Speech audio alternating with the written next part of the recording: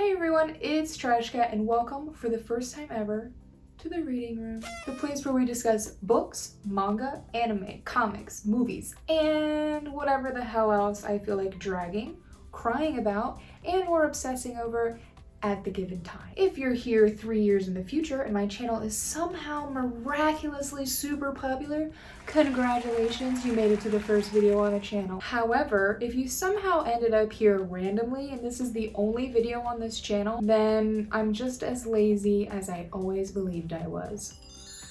Today we'll be talking about The Haunting of Bly Manor, and wait for it, the book it's based off of. Yes, the magnificent sequel to The Haunting of Hill House is actually based on a book. Okay, it's a novella actually, but we're not gonna get like super technical here. If you're interested in the difference between a novella and a book, here's the definition. The book in question is called The Turn of the Screw by Henry James. Ta-da! I wouldn't consider the classic era horror genre to be super popular, but if that's something you're interested in, this is definitely one of those classics that everybody cites as a must-read. Now, this book has been on my reading list for years. I had a horror obsession a few years back. I did a bunch of classic horror books to my to-read list and like just never got to them. But I finally got an excuse to get to this one when I sat on my couch and queued up that second season of The Haunting of Hill House, and Carla Gugino started out with that line, "And if a child gives the effect another turn of the screw, what do you say to two?"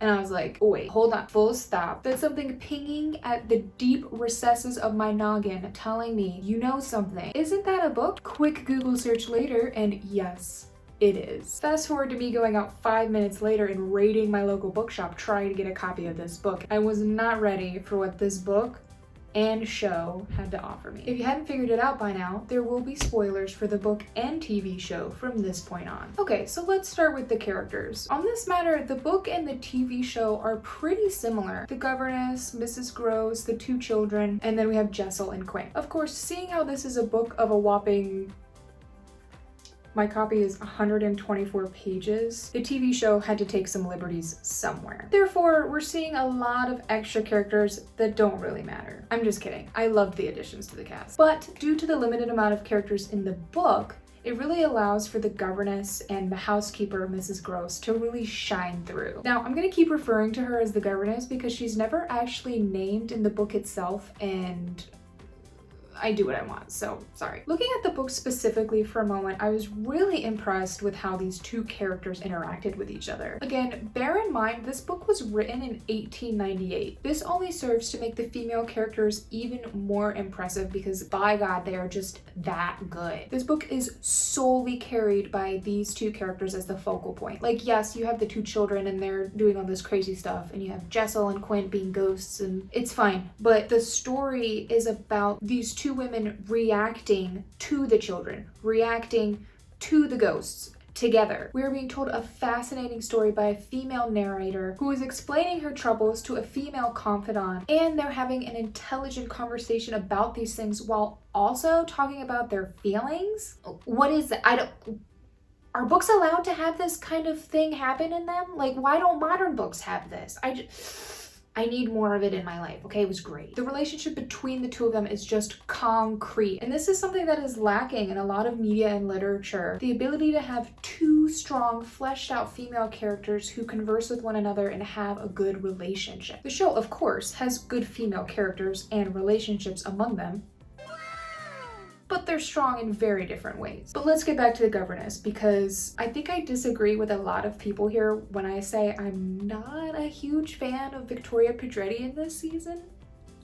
I thought she fit her role perfectly in The Haunting of Hill House, but the governess in the book is just so solid. She never doubts herself and barrels through these ridiculous ghostly phenomena and reacts to everything with like basic logic. And Danny Clayton is kind of not that. She cries a lot. We're talking like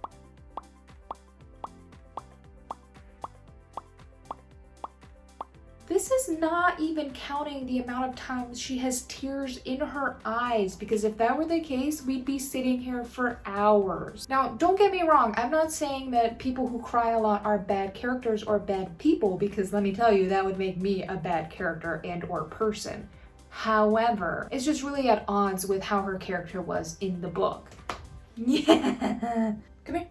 Yeah. Yay. Oh my goodness. Hello. Hi. Okay, now lay down.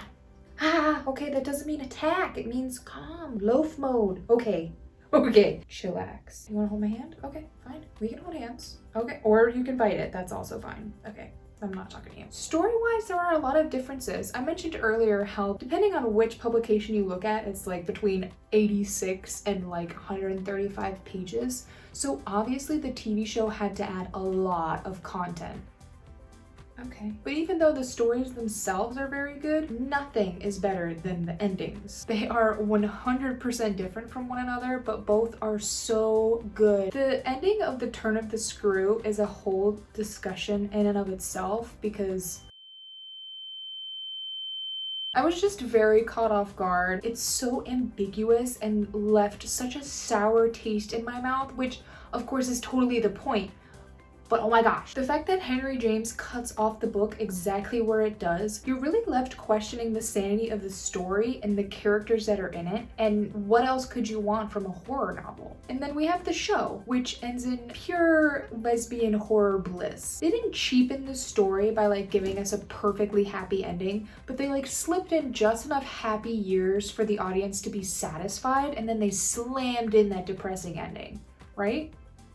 Yeah. Now, for the structure, obviously a book and a TV show are very different ways to absorb a story. And no matter how much I brag about The Turn of the Screw, I understand why people sometimes rate it lower than I personally would. It's hard to get through. The language is really stiff and wordy. Obviously, the TV show doesn't have this issue. It's brand new, it's beautiful, it's well made, and it delivers the story as easily as you could have ever wanted. However, if you like working for your good content, The Turn of the Screw is totally worth the read. Now for the most important part of a horror story. Was it scary? And the answer is yes, in both respects. For the book, if you sit there and really absorb exactly what you're reading, it gets under your skin really fast. There's a particular scene where the governess is actually reading in bed with a candle on, and she hears a noise and she looks up into her open, dark bedroom door and she sees something. And of course, as I'm reading this, I'm in bed with a candle on, thinking to myself, oh my God, do I look in the doorway? Do I want to see if there's something there? The answer is no. And of course, the show also does a great job of slipping in those moody scenes, but also taking you off guard with the classic jump scares. So, what's the consensus? Well, the consensus in general is good. For The Turn of the Screw, we have 5 out of 5 screams, and for The Haunting of Bly Manor, we have 9 out of 10 screams. Now, yes, I do rate my media and my books on different scales, and I'm sorry if that's confusing, but that's just how it is, because Goodreads scales things with 5 out of 5, and IMDb scales things 10 out of 10, so sorry, that's just how it rolls. So, what's the final judgment? Well, the book sort of ekes its way in the front for me, although I can understand why some people would disagree with me. There's just something different about a horror novel. I watch tons and tons of horror TV shows and movies, and I don't really get the chance to read as many horror books as I would like. However, they are both excellent experiences, and I recommend them both to anybody who is a fan of this sort of genre. This is TrashKat, signing off.